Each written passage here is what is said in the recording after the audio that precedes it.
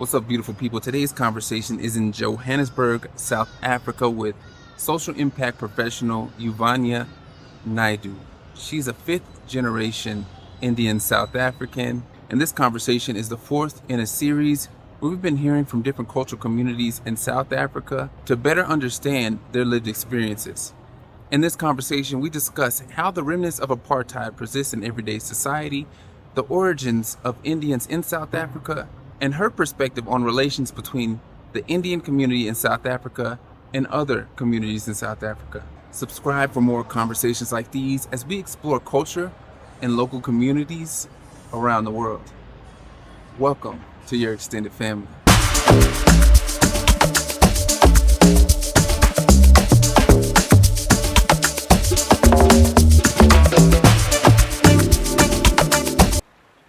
All right, so I'm excited, to be honest. Yeah, you should Finally here, sitting with my friend, homegirl, Uvania Naidoo. Is that how you pronounce your name? Yeah. And this is a conversation that we're supposed to have had for a long time. Let me just make sure this is recording. Hold on. This is too... Okay. Nah, because things are going too well, to be honest. Okay. And I didn't want it to be like, yo, I was just thinking about it. I was like, yo, I'm mad comfortable right now. We finally got it. I got these new mics, the camera set up, the scenery's right. I was like, yo, if this shit is not recording, that what's up. But anyway, so I'm excited. Thank you for making the time. We first met when I was here at the beginning of the year. This is now mid-October. We met in February. No, April. No, it wasn't April. I was not here in April. It was February. It was Feb? Yeah. Oh, wow. Yeah, it was February. It was, so I spent 8 weeks in Cape Town, and then I spent 2 weeks in Joburg. And so when I came to Joburg, as you know, everyone knows, I'm always trying to find a workspace in each place. And at the time, I still had a subscription with WeWork, and met you at the WeWork at the Link in Rosebank. Mm-hmm. And it's so funny because initially, she thought I was annoying because she heard my voice. You know, Americans, for some reason, I think we talk louder than other cultures naturally. I mean, not just initially. Okay. And so, but it's interesting because, you know, Uvania ended up helping me out. I was trying to get my bearings. Although I've been to Joburg before, I was staying in a new area that I hadn't previously stayed. The first time I stayed in Maboneng. And then, you know, once we got to chatting, I started understanding what her work was, what she was passionate about. I realized that there was an incredible opportunity to have a conversation and for you to provide perspective from your life and your lived experience as an Indian South African. Mm-hmm. Is that how you would be categorized here? Yeah. Yeah. Yeah. And so that's the quick background. But yeah, I wanted us to be able to chat and share perspective about whatever. So obviously, you can ask me whatever you'd like based on, you know, my experience as, you know, a Black American. But I'm just happy that we finally got time to sit here and chat. So I guess the first thing I'd want to ask you, although we've probably discussed it off camera a little bit, is just provide a little bit of context just on your background, like where you're from, you know, in South Africa, how you grew up, etc. Because I think what's important, some things that we take for granted, we understand, like you and I know that there's a large population of Indian South Africans here and that people are from South Africa, but others may not know that. So tell me a little bit about just your background and your upbringing. I think it's important, if we're talking about Indians in South Africa, to kind of go back to, you know, the British bringing Indians to SA. It was in the 1850s. And basically the first ship of Indians that were brought to South Africa were brought as slaves, which most people don't know, because thereafter it was under the guise of like indentured labor. And, you know, the typical white supremacist narrative of, you know, the promise of land and freedom and, you know, job opportunities. So yeah, that was the first kind of group of Indians that arrived in KwaZulu Natal, in Port Natal. And so we're fifth generation Indians. I'm fifth generation Indian. Wow. So for me, I definitely identify myself primarily as a South African. I'm, I do celebrate my heritage and my religion, but my cultural views and how I identify is very much South African. So that's kind of a little bit of a history of Indians here. But for myself, I was raised in Durban, which is where that was the coast that Indians were brought into, was the East Coast. And we now have the largest Indian diaspora in the world. Outside of India, yeah. Which most people don't know about because there are Indians everywhere in the world now. Trevor Noah joked that if there was a nuclear attack in India and everybody died, Durban would be the new India. Wait, why is that a joke though? Well, Trevor That's a terrible joke. No, but the thing is that what people also don't understand about our sense of humor in South Africa is that our lives are still very stratified and racialized because apartheid wasn't that long ago. But one way we cope is through a dark sense of humor about race. And it's something that I like about South Africans because people go to these shows, Trevor Noah is celebrated, as a South African national treasure, and all his comedy was centered on South African politics around race and class. And it's interesting because someone else that I met in Hawaii also thought that I showed him a clip of Trevor Noah, and this was before he went on to The Daily Show and was very big. And this group of Americans was so horrified by what he was saying. And I think from an American perspective, I can understand how they feel. But as a South African, I also don't think you should pass judgment on how we experience our sense of humor and how we deal with the oppressions of the past. Because in a country that's still fighting oppression, I think a sense of humor is very much something that grounds us. And that's not to say that the issues are minimized, because it certainly isn't. We walk into that comedy theater and laugh as a group, regardless of race and class and gender and sex. And then we leave going back to our stratified lives, but I really appreciate the South African sense of humor, and I think that's what made Trevor Noah so big. I think that's what it sets him aside from other late night hosts as well. That's interesting. I didn't realize that there was a specific, sense of humor. I mean, I guess all of us, whether it's, whether it's, the culture of our country or the culture, the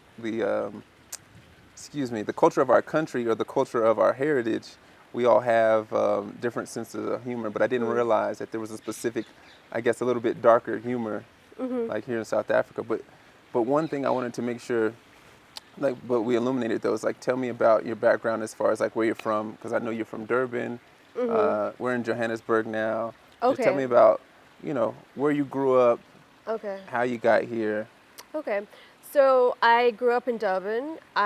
When I matriculated, I was 17, and then I moved to Cape Town to study. And then I lived there for 8 years.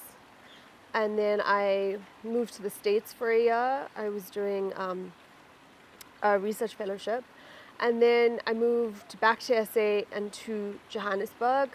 But I know we spoke about this when we first met, but when I moved to the States, South Africans, Indians, South Asians still have, to an extent, that have bought into the American dream. Right. And so when I left, everybody was just so proud, and they genuinely never thought that I'd come back, because you finally made it, Wow. You have your way in. And that year, it was 2015, Trump started running for president, and I couldn't wait to leave America. I absolutely could not wait to leave. And Black Lives Matter was happening. I had left Cape Town as Rhodes Must Fall started, which was this political movement that happened at UCT, the University of Cape Town, where I was studying, that was resisting the celebration of Rhodes. So The there's celebration of what? Cecil John Rhodes. So he gave UCT the land to build the university. And so there's this huge statue of him on the campus. And he's an infamous racist. And after I took like my first 2 years of politics, I started to learn more about Rhodes. And every time I walked past that statue, it bothered me. But I think my privilege insulated me from, I think, the violence that statue represented for Black people. And so in 2015, at the beginning of the year, there was a group of students who, and I know people debate about it, and it's always a way to take race off the table, but basically threw feces at the statue because there had been protests in the past, there had been resistance in the past, and it just didn't go anywhere. And it caught international attention. It was a big thing in South Africa. The cops were brought onto campus. They were shooting rubber bullets. It was mayhem. And I have to admit that when the protest started, I was ignorant to a lot of the issues because I was Indian, I was middle class, I was Indian and not Black, and so you said middle class. Middle class. Okay. So the reason that people of color aren't grouped in the same way in South Africa. So apartheid established a hierarchy of race. Yes. That was incredibly effective and still persists to this day. So with white people at the top of the pyramid, Indians, coloreds, and Black people. Right. And it was a brilliant idea because Indian people have always aspired to whiteness, not just like professionally or economically and socially, also just physically. Like we celebrate lighter skin. And Fanon calls that lactification. It's a way to neutralize your Blackness and actually like aspire to whiteness. And so in that way, as an Indian, I still have privilege that has persisted post-apartheid. And so the experience for Black students on campus, was something that I'm an anti-racist, I'm queer, I'm a woman of color, and so there were things I understood about privilege and power, but I didn't understand enough at the time. And so for me, I had actually felt a bit disappointed in the way the protest had started, but I had a lot of my Black friends call me out. So why were you disappointed, and what did they call you out on? I think it was just because of it was like feces that were being thrown at the statue, and I was just like, oh, the typical response of like, this is unhygienic, like why would you do it in this way? But what I've come to realize since then, in being challenged by Black friends and having to kind of look inward and dismantle my own privilege, was that rage results in revolution. And it wasn't until the militant branch of the ANC, MK, started blowing up places in South Africa during apartheid that you started paying attention, constantly writing petitions and going on marches and like opening up your hands and asking, please can we have equality, which is what was done in the past. It was pacifist, the movement to some extent. And so it made me realize that rage in whatever form, especially in a country like ours, is justified because we're still so racially segregated, um, and that unfortunately race coincides with class in this country because of what colonialism and apartheid did. So the majority of the working class people are black. So I left Cape Town in 2015 off the back of Rhodes Must Fall. I had started attending the events. I had started the journey of like learning and trying to do better, because I knew that there was racism on campus at every level, and that was something that I entirely supported. I just needed to learn more about how black rage is necessary, it's vital, it's justified. And I left, went to the States, Black Lives Matter was happening, and Trump started running for president, and I struggled to be there. And I think it was particularly because I was on a campus that was very elitist and white, and I was in a city that was very white. And I was surprised being in Boston that, I traveled to the States many times before, and I just assumed, because of its proximity to New York, that it was a metropolitan city and you'd see a similar melting pot of people. And it wasn't like that at all. Not And at all. coming from a country where almost 90% of the country is black to going to a space where I hardly saw black people Yeah. was very jarring to me. And it bothered me. And so with everything kind of devolving into madness in the States, I finished my program. I went to visit family and friends in LA and Hawaii, and then I went back home. So, and then, yeah, I got back. I moved to Joburg. My family moved as well. I'm very happy in Johannesburg because there's more diversity, there's more integration across races that you won't find in other cities in South Africa. And people are more friendly, and I like the vibrancy of Johannesburg. Cape Town's very slow. Durban feels sleepy to me. Durban's great for schooling because they have really great schools. So it made sense growing up there. Right. I went to a good school, and the nice thing about Durban is you have the beach, and it's very warm because it's the Indian Ocean. So that's the only place I could swim in the sea, because in Cape Town it is so It is cold, icy cold. even like at the peak of summer. So it's funny. I think so. All right. So in telling me not only where you were raised, kind of your matriculation as an adolescent to the States and college, protests in Cape Town, and then coming back to Joburg, I think you've kind of laid out a roadmap for like the things that I want to hit, because I think, as we discussed briefly, I spent a good amount of time in Cape Town, and I'd been to Joburg previously. Still, in I think the total of 4 weeks that I will have spent in Joburg, I still spent double in Cape Town, and then I still haven't had enough time. Like, I wanted to go to Durban so bad so I could get that perspective, because Yeah. from my understanding, like the largest contingent of Indians are in Durban. Yeah. Is that correct? Yes. So, yeah, so all right, so a couple of things that I'm thinking about. First, you said something that was like, I think, very important that I want to highlight, is that, what did you say?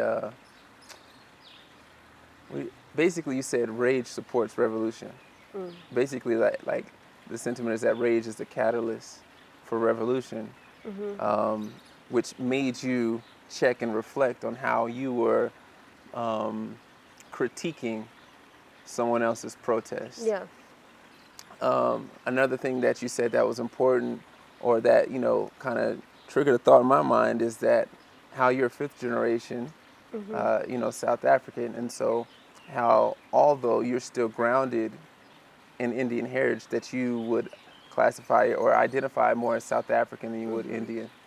And then, of course, within the protests, you being checked from your friends, on your perspective, also highlighting like, okay, what I feel like is more prominent in Cape Town than it is in Johannesburg, but the stark contrast in how different cultures exist and are treated, you know. So I'm like, where do we start? There's so much. Yeah. Yeah. So I think obviously your perspective is incredibly important to me, not only because I was able to gather that you had a reflective mind, a mind that was willing to engage in depth, a mind that was willing to have the tough conversations and explore things in a way that many other Indian South Africans may not be willing Yeah. or able to explore. And then also, obviously, because you are Indian South African. So during the time I was in Cape Town, I had an opportunity to sit down with a gentleman who's from Kailicha. Also had this opportunity to sit down with another gentleman and friend that I traveled with. He's a white South African. He's half Afrikaan and half English. So it's interesting because he was telling me about there was even different sentiments and perspective based on the side of the family, and I hope I got that correct. Yeah, But between like his British family and his yes, Afrikaans family. yes, Yeah. yes, yes. Yeah. So I think one thing that I wanted to explore is like when you talk about the different classifications of race within South Africa, like you said, it's white, Indian, colored, and black. How do you feel in present day the remnants of, I guess, that class structure still exists? Yeah, like as a millennial, as a young millennial, it's like, I guess my question is, yes, how does that, in your opinion, persist in present day society? Well, it's penetrates every part of our current society,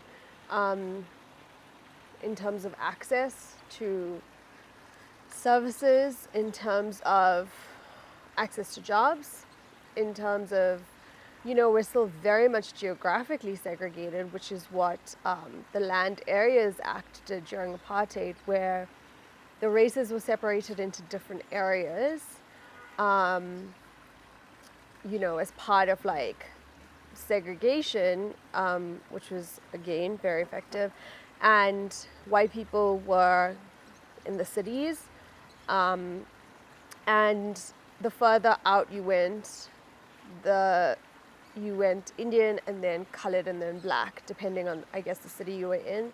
And that's still very much the case. So if you drive through Sandton in Johannesburg and through the city in Cape Town, like, it's mostly white people. And Indian people have had more access now to these areas because Indian people have achieved more economic liberation, but that is also part of the remnants of the hierarchy of race that was institutionalized. And literally a lot of white and Indian people, because they, in the Constitution, were supposedly equal and free, and because it absolves them of their complicity in problematic behaviors and views and feelings, don't want to accept, to an extent, and this is not everybody, but I think from my perspective, it's the majority of Indians and whites, that Black people do not have the same access to jobs. You drive through townships and rural areas and it's still black people. And if Right. you go into Cape Town, you go into, further outside of the city on land that's barren is the colored people, you know. So, I think contextually, real quick, while yeah. you keep that thought, I just want to make sure, and I know I've spoken about it on previous conversations, but when we speak about townships, I just want to make sure that we're You want a bit of a well, I just want to make sure that example? we're making we're being clear like what the What a townships township are. is. Okay, Yeah. so basically, a lot of people, for example, would know Soweto, right?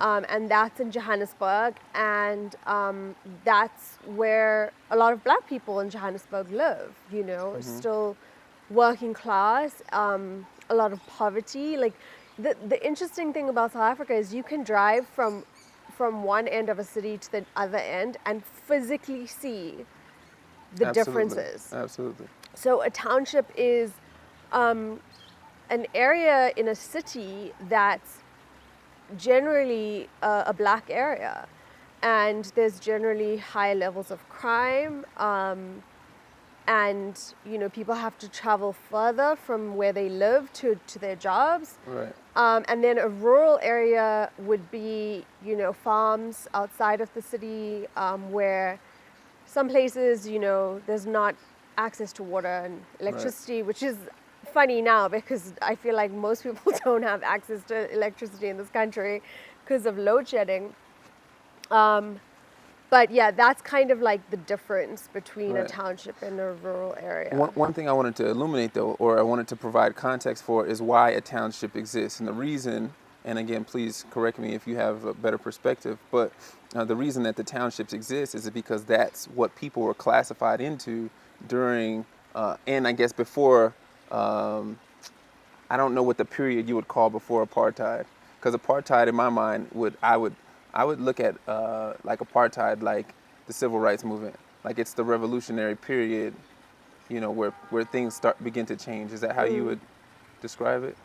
Yeah, we went from colonization to apartheid. Okay.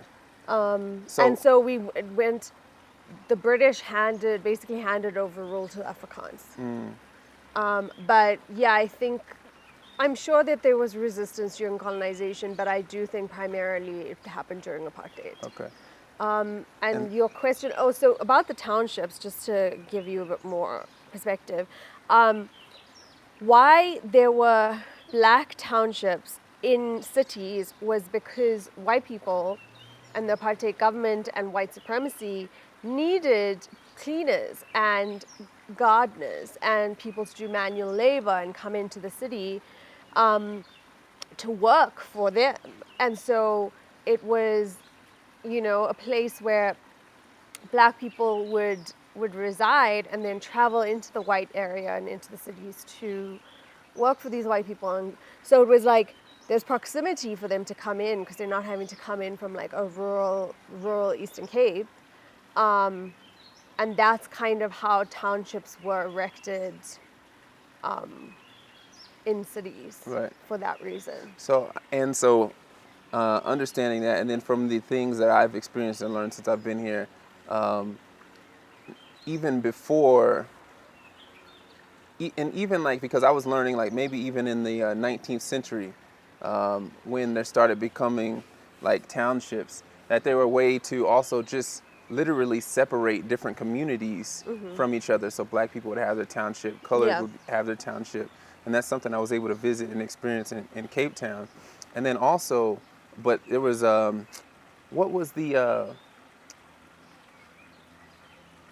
kind of like the pandemic that was going around at the time during the 19th century, and when people got sick, was it leprosy? No, it was people thought they had leprosy. Some type of virus or bacterial infection was going around, and they utilized the townships to separate people when they thought they were sick as well. So even if someone got sick, they would still separate people by Race. race. It's like everyone here might be sick, but you're still not going to be in the same place as the white person who's sick, No, there are or as the separate Indian person or hospitals, colored separate person that's sick. schools. Yeah, Everything was separate. And so you, like Indians could become doctors, but only treat Indian patients. You know, so yeah, you couldn't, no matter how ill you were, you weren't going to go to a colored hospital, you weren't going to go to an Indian hospital, you were not going to go, definitely not going to go to a white hospital as a black person. Right.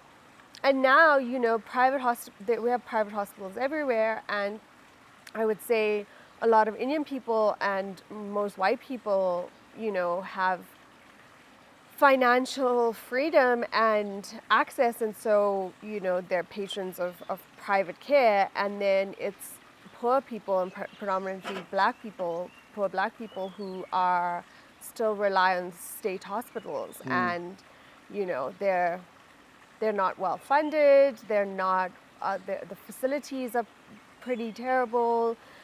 People die waiting in line at the ER and stuff. Right. Because they don't have the capacity. So yeah, in terms of, just to your point, and to circle back, South Africa, like, we're still very much dictated by the oppressions of the past. And there hasn't been sufficient political, social, economic, and educational overhaul and willpower to change things, because we're still capitalist, you know. White people still hold predominant wealth in the country, and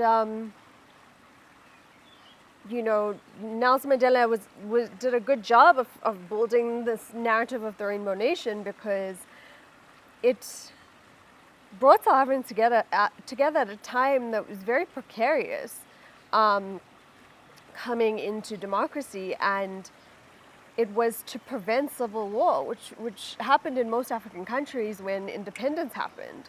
And so he did that, and he did it very effectively, and I understand it. But the consequences of it is that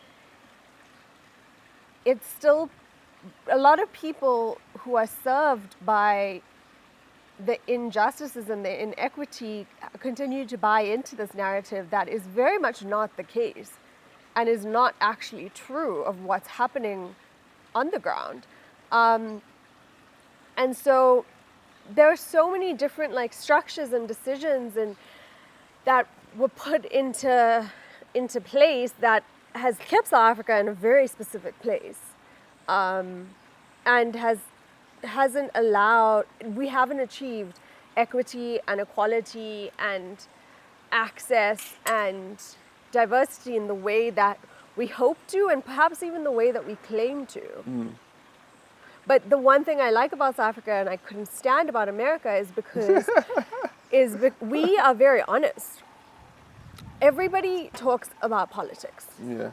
Nobody's, like, really hushed up in public places and private spaces when you talk about political things. Even if you're problematic and you believe the wrong thing, people are still speaking about it. Whereas in America, when I tried to have conversations about Black Lives Matter with, like, students in my class, it made people uncomfortable, and they didn't want to talk about it. And I was like, this is the problem. This is why Black Lives Matter is happening, is because you brushed the racism under the carpet, and you did the similar thing of, like, we're free and we're equal now, and that isn't the case. But not only brushed under the rug, you know, we have, there's a persistent theme over the course of, you know, decades, that in American culture, it's also just the denial of racism. You know, the denial of, you know, even facts in history and things that have transpired over the course of the civil rights movement, you know, or over, you know, Jim Crow, slavery even, and even to, you know, modern day. There's never been, you know, an acknowledgement like there has been here, that, hey, not only has this transpired, we're wrong, and we're intentionally trying to right these wrongs. Our political parties are even so charged as I think the way that certain factions within the Republican Party are able to continuously attract people that retain similar values in other walks of life, like maybe economic or political, is the denial that the foundation or the through line in a lot of ways are remnants of racial, like Jim Crow.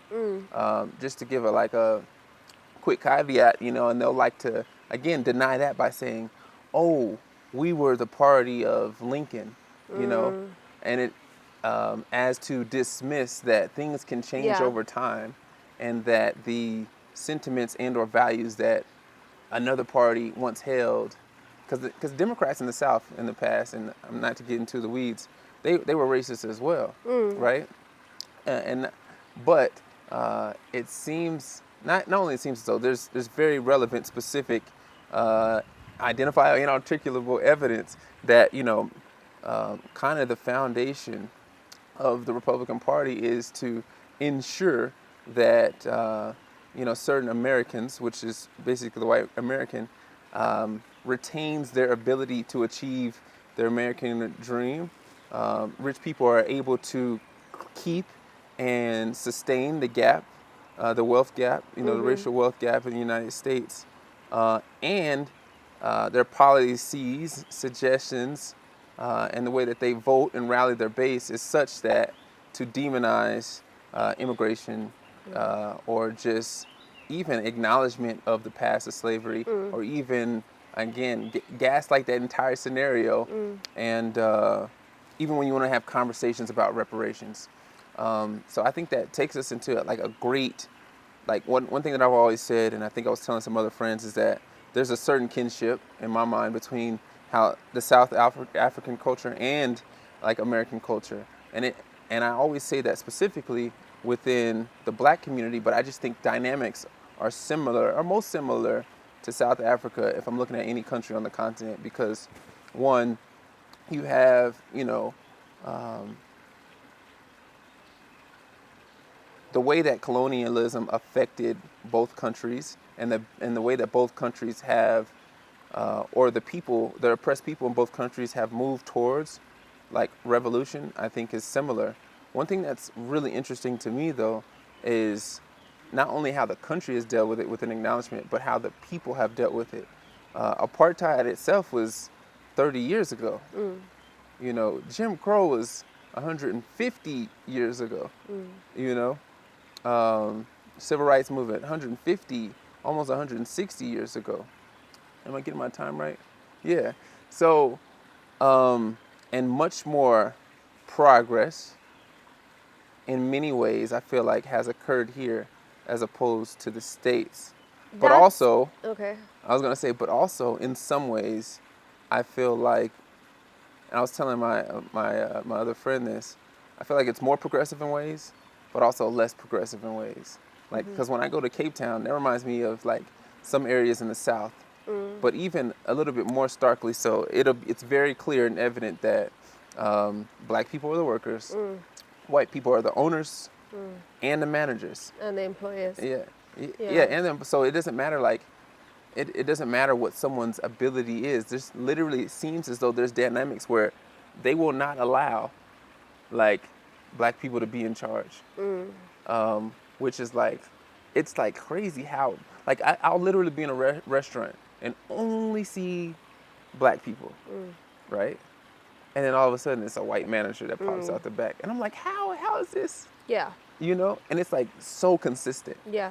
I think that is the case because in South Africa, the majority of people are Black, and in America, Black people are in the minority. Yeah. And that's why white supremacy has been, and the denial of slavery and colonization is more prominent, Yes. is because there aren't enough people to resist. Whereas in South Africa, 90% of the population are Black. Absolutely. So you can't actually deny it because there will be protests, like Right. there will be resistance, like nobody will accept that. And so that's part of the reason I wanted to come back to Africa and to South Africa, is because I wanted to be around not just like my people, but there's a sense of safety here against white people. So that's interesting you say that, because now their safety, it sounds like what you mean is physical violence. is basically what you're talking about. Like if something were to happen because of, demographics in the population, that, you know, if somebody really wanted to, if there really was an uprising, it'd be outnumbered. So there's Yeah. a certain like safety in that, and that of course that's stark contrast from the States. But not just physical, emotional, psychological as well. Because, if in South Africa, like corruption and bribery is a big thing. And so if there was violence to occur between, a black person and a white person, particularly a poor black person and a wealthy white person, the cops who would get involved would be easy, like a white person will easily pay that bribe. I mean, Indian people do as well. There are black people who do it, but less black people have access to just money to throw around. Yeah. And so in terms of violence and physical violence and like a visceral kind of expression of that, white people in that way can still do that. So I guess there are different levels or different scopes of violence. But just in terms of like the pathological, the emotional, the psychological, there's no way to deny it in the way that Absolutely. Americans do. Absolutely. Okay, so one thing that I want to drill a little bit more down on is how the remnants of apartheid and the classification of race, affects present day. Like obviously, there was recently, within the last year and a half or so, some conflict between Indian community Yes. in Cape Town. Was that specifically? No, in Durban. In Durban. Yeah. Okay, in Durban, in the black community. Yes. Can you tell me a little bit more about what that conflict was, what it was about? Yeah. And then, yeah. Okay. So I can't remember when it happened. I think it was the end of last year. But basically, there was COVID had and has had the effect everywhere where it created further divides between the people who have and the people who haven't. Right. And so people were literally starving in South Africa. Like we already have such bad poverty with such high rates of poverty. And COVID happened and it really threw a lot of people lost their jobs. There was so much inflation and things. And basically what happened was there was looting and riots. I don't really like the term riots because it's always applied to black people. Right. And and it got very violent. That's not to say that I agree with it. I just understand the rationale for a lot of it. But what happened that sparked it though? So in Phoenix, in Durban, which is the Indian township, so that's like where there are a lot of poor Indian people. Mm-hmm. And what white people did effectively and white supremacy did was that they put people of color, the communities next to each other. So there was a lot of like infighting and there was this distance from the white communities. And what it did was it created divisions within people of color, and that's what they wanted to achieve, was because if all the people of color come together, there's a problem. They're going to have a problem on their hands. So the hierarchy of race, the Land Areas Act, those things kind of solidified their power. But what happened in Phoenix was that some people, I call it the Phoenix Massacre. Not a lot of Indians would call it that because it's complicated. So it's the clash between Zulu people and Indian people, because most black people in KZN are Zulu, and there's been a history of violence between Indians and black people, and there was the 1949 Durban Riots, and that's where it really started.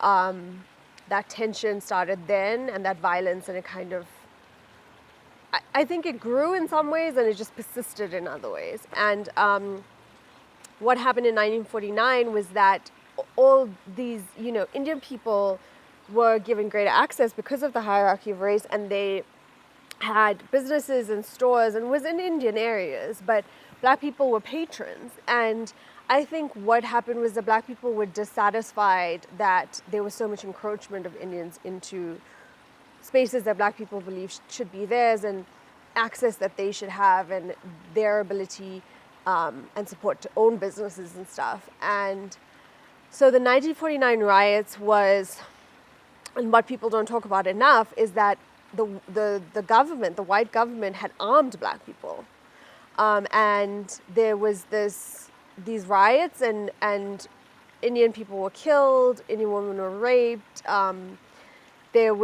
that's really, and that's, you know, when stuff like, when criminality happens, it always feels like people want to use that as the reason to delegitimize a cause.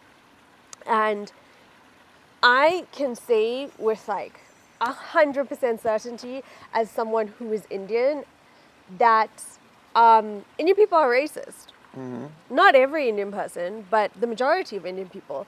And so I think, when you say that, do you mean the majority of Indian people in South Africa, or do you mean just generally? I think very much so for South Africans, but I believe that it's consistent with Indians throughout the world. And I'm sure I'm going to get backlash for that, but I don't care. Because, you know, we've spoken about it before. Like, how often do you see Indians from North America and Europe and the UK actually marrying black people or outside of our racial group? Right. You know? And it's crazy because, and I'm just going to put this caveat, the funny thing is, I actually have a couple of friends who are married to South Asians, or a South Asian that's married to a black person, friend. But it's funny, and they're both Indian. Well, yeah, they're both Indian. Or the culture is very adjacent, so that's why I say South Asian. But what's so interesting is that in both situations that I'm aware of, there's significant backlash from the family. Mm-hmm. One, to the effect that, you know, she still doesn't have a great relationship with her family, like her siblings and mother and father, you know, who she loved and lived with until she moved out of the house. So I just want to say, like, I just wanted to highlight that personally, I know a few, but generally it seems culturally like it's something that's widely unacceptable. Yeah, that's the thing. Is like, yes, there are Indian people who marry outside of their racial group, but I think it's a minority. And even if that person marrying a black person or a white person or whatever, on the face of it looks like liberation or whatever. You experience the bullshit from the family. Yeah. You know, a lot of people are disowned. I like think, completely disowned. That's crazy to me. Like, yeah, 'cause literally, it was you that have simple. a friend, right? That's what I'm saying. Yeah. Like, literally wanted nothing to do with their daughter. You know what I And their mean? grandchildren, which Cut is her crazy. phone off. You know, no, she doesn't have kids No, yet. but once she does, usually, like, you think when their grandkids involve, like, the grandparents will come around. But, you know, when people disown own family members, it's usually, like, quite, like, hard and fast. Wow. I'm sorry, I didn't mean to take us away from our chat, but we were just talking about racism within the Indian community. Yeah, so what happened in Phoenix was black people and Indian people started, like, attacking each other. But Indian people were very violent and killed a lot of black people to the extent that even, like, a black person walking down the streets who may have been, like, a domestic cleaner or just going to the store or whatever, was stopped and killed. You know, and it escalated, and it was very bad, and people were kind of barricading themselves in their homes and in the Phoenix area. And Yeah, I didn't realize at the time, but the Indian community have a lot of weapons. Like there are a lot of guns that came out, which, we don't really have a problem with guns in this country, and so in that way, Indian people had some power in terms of like enacting that violence. But it was a difficult time as an Indian person who is, you know, aware of issues of privilege and race and power and stuff, and who continues to like try to do the work to dismantle that within myself. But basically, what had happened was our family had a plan of, if this becomes a war between Indian people and black people, we have to get out. Your personal family. But everybody's families, all Indian families. And so my mom's cousin texted to say, okay, if anything happens, we meet at the airport and we go to Ireland because you don't need a visa. And then, you can apply for asylum. So there was a plan. And I was so conflicted during this time because I fully understood where that tension came from, like between black people and Indian people, and I completely understood why black people felt the way that they do, because within Indian homes, like I would say most Indian homes,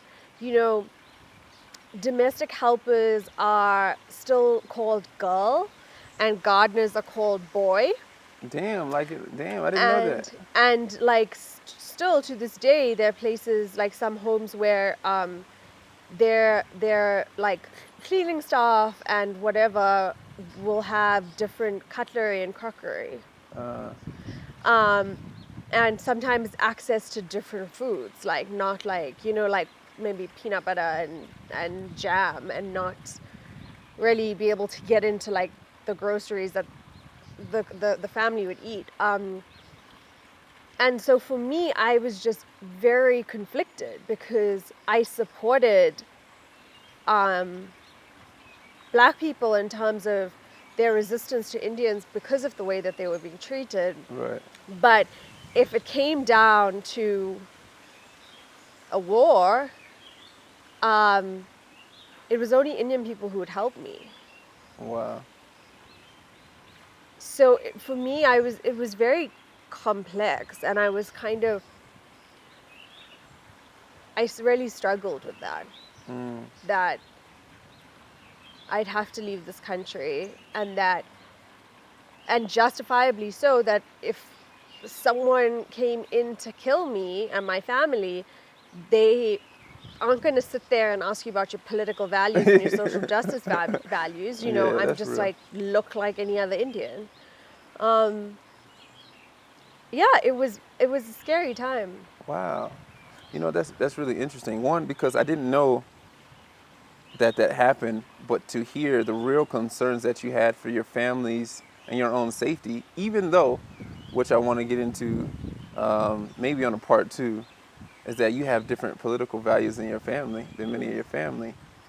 But hearing like your real concern that like, hey, even though like, hey, I'm with you, if there was a conflict, nobody's going to stop to ask, and you still feel for your life in the same way as someone that you don't even maybe share the same political perspective or values about. That's really interesting. Yeah, it was a complicated time,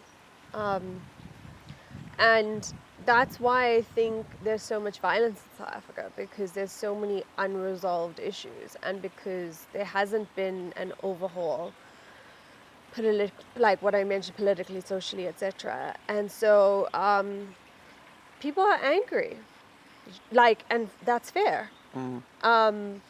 And so when like what appears to be smaller things happen, it results in violence, in fatalities, because people are angry and people are tired and frustrated, and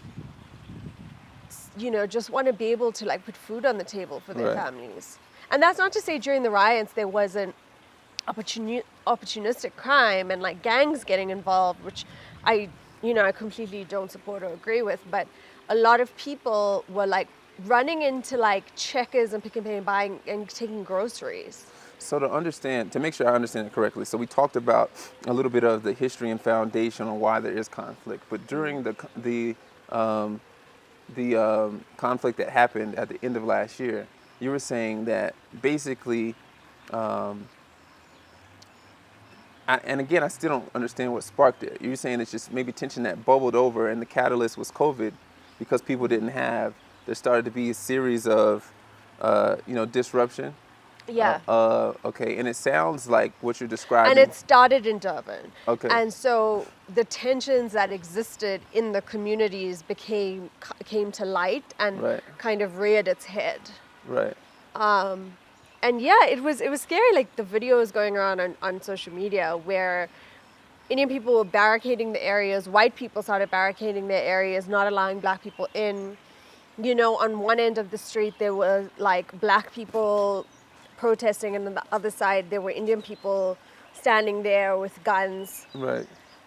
The police in between trying to prevent any violence, but really knowing that there wasn't much that they were going to be able to do when there's like thousands of people against like a whole other community on the other end. So yeah, it was a volatile time, and I think it's still a volatile time. So tell me how a situation like that, like, brings up and illuminates like the racism that exists, because when things like that are happening, various communities are commenting on what's happening. And I think even within our own communities and families, when we have conflict and we have to communicate or comment on it as a community, we figure out, even in our own families, how people like feel, even if we thought like, oh, maybe that's not the case. What were the things that you were hearing like during that time, that reminded you of like the separation between communities? I think firstly on an economic front, and what I would like to state, and it's important, is that not all Indian people are wealthy. Right. Not all Indian people are middle class and upper class. They're like, for example, in Phoenix, they're, I think, probably the poorest Indian area in the country. And so that's I don't want to take that away from, there are Indian people in poverty, but just not to the same extent that there are black people. Right. But just my family being able to say, have a go bag, get your passport ready, we'll go to Ireland. Right. There was this discrepancy, but this is the thing, I don't have contact with most of my family. So I'm sure that bullshit was being circulated, but I didn't know about it. But tell me why you don't have contact with your family, though. I think I've always had a strange relationship with my nuclear and more so my extended family, because I am, the things I believe are very different, and I'm also not a quiet anti-racist queer woman of color. So it became very strange because I would... The weather, by the way, has changed dramatically. It's gonna rain. Yo, it was literally just like sunny, and Do you now... think we're gonna be able to finish? Because no, I can feel drizzle. You can feel it? Yeah. Maybe let's just continue the conversation inside. We have some light. So my apologies, folks. It feels like it's about to rain, and I just heard lightning. Yeah. And I don't think we're trying to die just because we want to get this conversation in. So we're going to transition to inside real quick. All right, break. Okay. I have a relationship with, I would say like 5 or 6 family members. But, from the time I was a child, I always just, sometimes intuitively you can feel like something's not right about, and like couldn't understand why, the cleaners and the families were being treated differently, and being called girl when, our cleaner was like in her 50s. and made to eat outside and like not at the dining table. And so, I just felt it inside of myself, and I didn't have the language or enough of an understanding around it to express it. But my parents were very different to the rest of my family in that, my mom is the one who organized like ANC protests at her campus. My dad, that's how they met. And my dad worked in education. My mom was also an educator, but my dad worked at the tertiary level, and his work centered on educational overhaul and creating access for Black students to the university. And that was kind of his life's work. And so post-apartheid, during that, he worked with a lot of different people of color, and that was how I, really met Black people and colored people and queer people in my house. I went to a kind of a government primary school, and it was mostly Indian and Black, but the Black people were far more impoverished, and Indian people were better off. Whereas, meeting my dad's friends, it was like meeting middle and middle upper class Black and colored and queer people, and that was where that exposure came from for me.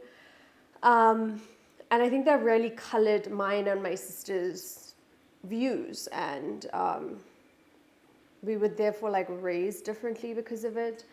But my extended family thought like it was funny when my dad would have like his gay friends over for dinner, or his Black friends, and like come there just to like see what the dynamics are and like make jokes later.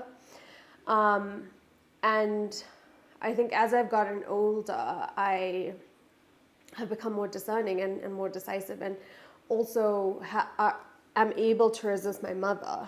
My dad passed when I was young, so able to push back against just being quiet when people at family functions say things, or not getting involved because I would be the problem in the room. And now I don't tolerate that. And, going into family functions, if we see extended family, I would say to her ahead of time, I'm like, if someone says something, you best believe I'm going to say something. Right. So and don't try to quiet me up, because I'm going to have some shit to say to you as well. We were supposed to go, we went to a family wedding recently, and I was like, this shit better not happen. Like, I'm not here for it. And she was like, maybe you shouldn't come. So, and my sister and I are very different. Like, we've dated, I've never dated an Indian person. And I'm queer. And my sister's like last 3 partners were Black. And that wouldn't have been accepted within our families. To some extent it might have been tolerated, but my family, my dad's family is more vocal with their racism than my mom's family, but it's still very much present. And so I decided who I can have in my life and who I can't. And it's not just because of my political values, but it's because of my own identity, Right. And I wasn't like willing to bring in partners of mine into, and my sister as well, into situations where they would be treated badly or differently. So yeah, that's kind of like family dynamics. I think I do have some family that I'm very close to, and then a majority of who I would consider my family are my friends. And it's, for me, what I believe politically is I once dated a guy who, just before we got serious, I sent him, a white guy from South Africa, I sent him a test. Oh my gosh. I I wonder if told you you told me about this that. story. Yeah. I kind of... Did you say, was it like a questionnaire or something? Yeah, and I was like, Black Lives Matter versus All Lives Matter, like... Pick one? No, Yo, like I was, and then I was like like, a multiple elaborate, choice? and then like climate change is real, you know, Yo. men are trash versus like not all men, that kind of thing, and I'm just, yeah, I'm more discerning with that now. Like if our political values don't align, then I'm not going to fuck with you. Like it's... I mean, you know, I feel like that's just like super logical. Like, who wants somebody in their house or in their bed that may have literally damaging value sets to like their family or their actual future kids? So I think, you know, it's funny. I heard a story. Now, I know, yeah, I heard a story about the, you know, a friend of a friend who I had met and been around. She had her previous partner was white, and they had kids together, right? This is a black girl. And she did not check him. I think they actually ended up getting married, actually. But they didn't explore sufficiently what they believed. You know what I mean? So when I don't want to say revolution, because I think revolution to me is something that like achieves something significant. But when the conversations in the States were happening surrounding the murder of George Floyd, I think they started having conversations, and she discovered that, wait, this motherfucker is problematic as fuck. You know what I mean? And as a result, felt they had a mixed baby, and she felt like she had made like a tragic mistake.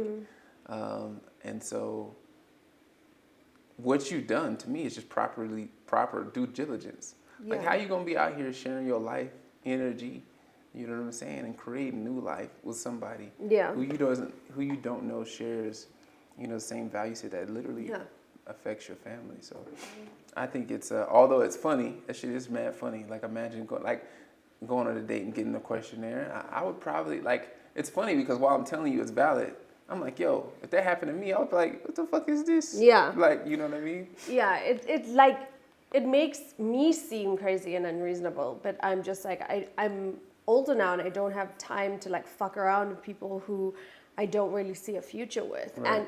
And not just see a future, but also, you know, I said to him, I was like, you've got to understand that as a white man who's, I think his dad was Afrikaans, you move through the world differently than I do. I circumvent the world. And that's because I'm queer and a woman and of color. And if my partner, it doesn't always have to be the big values and like the big conversations. On a daily, visceral level, if you can't see and understand and empathize and support my journey through this world, then I'm not going to wait for the big conversations. Absolutely. You know, with that said, I think we should, if I know what is today. Today's Wednesday. Yeah. I leave Saturday, and I still have to try to get a suit for my closest friend's wedding because we picked the same damn outfit. So if there's time, I want us to do round two. Is there time? I don't know, but if there is, I'd love for us to do so. I mean, I can do tomorrow. Okay. We'll figure it out. But I want to say that I think it's just so much there. so much to chat about.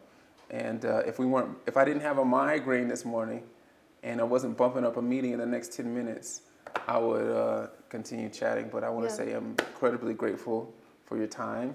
I'm incredibly grateful for you being available when I swing back through South Africa, because we didn't chat about this, but we were supposed to chat in February, but we couldn't find a place. So if nothing else, I'm grateful for this chat, this conversation, and thank you. Thank you. I mean, I always enjoy speaking to you, but we can see if we can do another. How are we doing this? I don't know. It's like South African. How do y'all do this? When you do it like, it's like. That's it? Yeah, it's like 1, 2. And that's it? Yeah, but when like, that's when men greet each other. And then when women, it's like. like a little limp handshake. Give me a hug. Thank you. Yeah. Yeah, so let's try. And that's it, y'all.